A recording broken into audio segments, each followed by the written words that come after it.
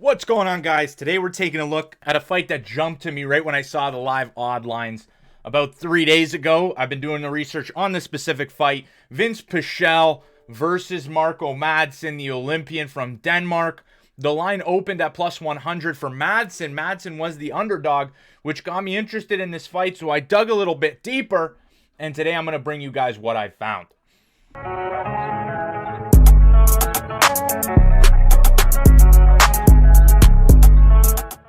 Let's begin this video with the undefeated lightweight Marco Madsen, who's come over from Greco-Roman wrestling, where he became a silver medalist in the sport.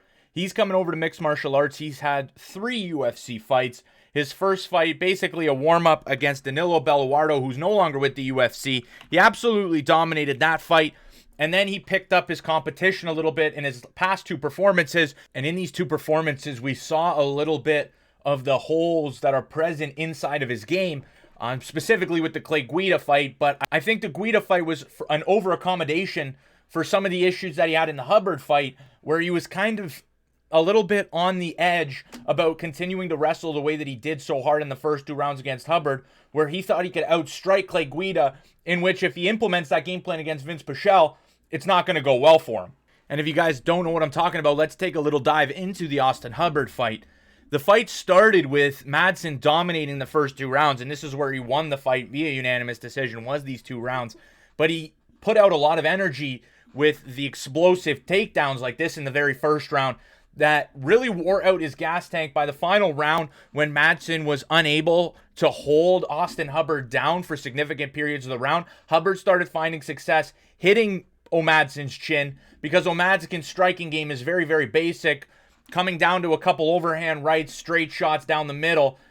It's very limited. Other than that, his attack is mainly focused inside that clinch, and when he can get you to the ground with submissions and ground and pound. These holes, they present themselves even more in the Guida fight, which after the fight, I can see the argument that Guida had in saying that he might have won this fight. This fight much closer. Madsen decided that he'd go away with the wrestling and try to strike on an opponent that's a little bit smaller for the weight class, where Madsen would have the height and the reach advantage by 2 inches respectively. And in this fight, we saw those holes that create problems for Madsen, because he leaves himself exposed to get hit.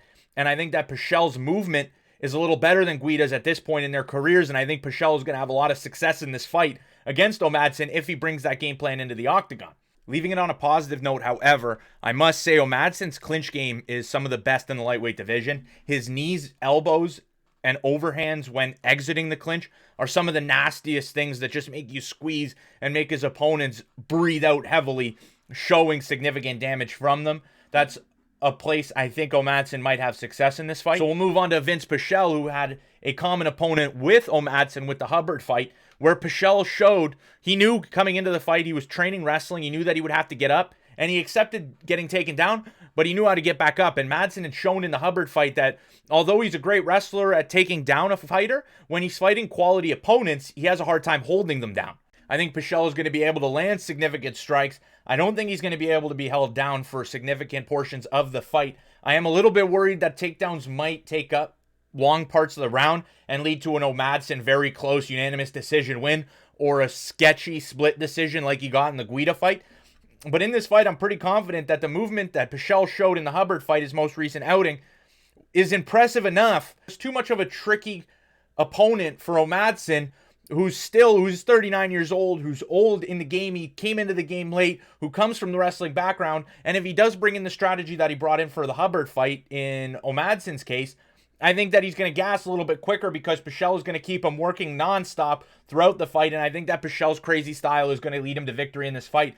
I'm leaning unanimous decision, but at the moment, I'm just going to lay the minus 135 for Pichel. I got it at minus 125. You might want to wait, because this line has been jumping between 135 and 125. But if I'm going to bet, I'm betting this fight, and I'm going to bet the Pichel side. I really like him here, and I think that the odds are close, because Madsen has that silver medal background and some potential there. But I think there's money to be made on the Pichel side.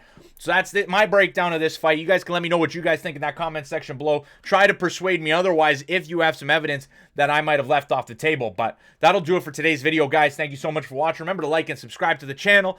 And like this video if you want more content like this. But I'll talk to you guys in the next one. Peace out.